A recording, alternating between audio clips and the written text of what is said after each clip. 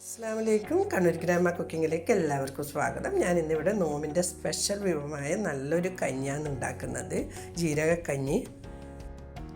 ഇത് വളരെ എളുപ്പത്തിൽ ഉണ്ടാക്കാൻ പറ്റും, നല്ല ടേസ്റ്റി ആയിട്ടുള്ള ഒരു കഞ്ഞിയാണ്. അപ്പോൾ നമുക്കതെങ്ങനെയാണ് ഉണ്ടാക്കുന്നതെന്ന് നോക്കാം. ഇവിടെ അരക്കപ്പ് നേരിയ അരി 2 മണിക്കൂർ വെള്ളത്തിൽ കുത്തി കഴുകി വൃത്തിയാക്കി എടുത്തിട്ടുണ്ട്. ഇത് ഞാൻ ഈ മിക്സിൻ്റെ ജാറിലേക്ക് ഇട്ട് കൊടുക്കുന്നുണ്ട്. 2-3 ചെറിയ ഉള്ളി ഇട്ട് കൊടുക്കാം. ചെറിയ ഉള്ളി ഇല്ലെങ്കിൽ സാധാരണ സവാള ഒരു ചെറിയ കഷ്ണം മുറിച്ചിട്ട് കൊടുത്താൽ മതി. കുറച്ച് പെരിഞ്ജീരകം, നിങ്ങൾക്ക് പെരിഞ്ജീരകത്തിൻ്റെ ടേസ്റ്റ് ഇഷ്ടമില്ല, ജീരകത്തിൻ്റെ ഇഷ്ടമാണെങ്കിൽ ജീരകം ഇട്ട് കൊടുക്കുക.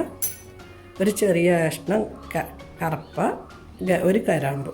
ഇനി ഇതിലേക്ക് വെള്ളം ഒഴിച്ചിട്ട് നല്ലപോലെ അരച്ചെടുക്കാം.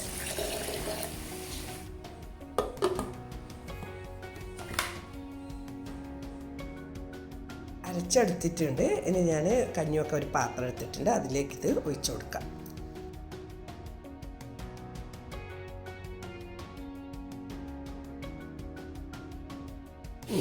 ഇതിലേക്ക് കുറച്ച് വെള്ളം ഒഴിച്ച് കഴുകി ഒഴിച്ചു കൊടുക്കുക. ഈ ജീരകക്കഞ്ഞിക്ക് ആവശ്യമുള്ള തേങ്ങാപ്പാലാണ്. ഞാൻ 1.5 തേങ്ങൻ്റെ പാലെടുത്തിട്ടുണ്ട്. 1-ാം പാൽ 2-ാം പാൽ ഒന്നിച്ചൊഴിച്ചതാണ്. അപ്പോൾ ഞാൻ അത് ഈ അരിയിലേക്ക് ഒഴിച്ചു കൊടുക്കുന്നുണ്ട്. ഇതിലേക്ക് ഒരു 1/4 ടീസ്പൂൺ മഞ്ഞൾപ്പൊടി ചേർത്ത് കൊടുക്കാം. നല്ലപോലെ ഇളക്കി ഒഴിപ്പിച്ചെടുക്കുക. പിന്നെ ആവശ്യത്തിന് ഉപ്പ് ചേർത്ത് കൊടുക്കാം. ഞാനൊരു 3/4 ടീസ്പൂൺ ഉപ്പ് ചേർത്ത് കൊടുക്കുന്നുണ്ട്. പിന്നെ വേണമെങ്കിൽ നോക്കിയിട്ട് ചേർത്ത് കൊടുക്കാം. ഉപ്പൊക്കെ പിന്നെ ഓരോരാൾക്ക് ഓരോ ടേസ്റ്റിലാണ് ഉണ്ടാകുക. ചിലവർക്ക് കുറച്ചധികം വേണ്ടി വരും, ചിലപ്പോൾ വളരെ കുറവ് വേണ്ടി വരും. അത് അവരവർക്ക് ആവശ്യമുള്ളത് വേണ്ടുന്നത് ഇട്ട് കൊടുക്കുക. ഇത് തന്നെ അടുപ്പ് ഓൺ ചെയ്തിട്ട് അടുപ്പിലേക്ക് വെച്ച് കൊടുക്കുക.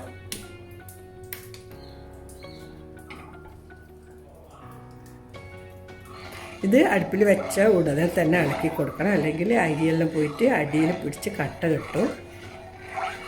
ഇത് നല്ലപോലെ ഇളക്കിയിട്ടൊന്ന് തിളപ്പിച്ചെടുക്കാം. തിളപ്പിച്ചതിന് ശേഷം ഇത് ഒരു 5 മിനിറ്റ് നമുക്ക് കുക്ക് ചെയ്തെടുക്കും, വേവിച്ചെടുക്കണം. 5 മിനിറ്റ് കൊണ്ട് തന്നെ നമ്മളെ കഞ്ഞി റെഡിയാവും. നിങ്ങൾക്ക് നല്ല ലൂസിലാവണമെങ്കിൽ ലൂസാക്കാം, കുറച്ച് കട്ടിയിലാണെങ്കിൽ കട്ടിയിലും ആക്കി കുടിക്കാം.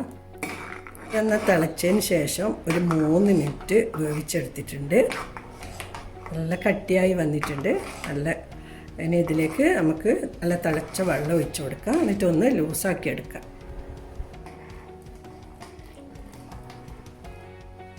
നിങ്ങൾക്ക് എത്രയാണോ ലൂസ് വേണ്ടത് അത്ര നിങ്ങൾക്ക് ചൂടുവെള്ളം ചേർത്ത് കൊടുക്കാം. നല്ലൊക്കെ കുറച്ച് കട്ടിയിലാവുണ്ടെങ്കിൽ അതുപോലെ ആയതുകൊണ്ട് ഇതിന് കുറച്ചും കൂടി ഞാൻ ചൂടുവെള്ളം ഒഴിച്ചു കൊടുക്കുന്നുണ്ട്. കഞ്ഞി നല്ല തിളച്ച് വന്നിട്ടുണ്ട്.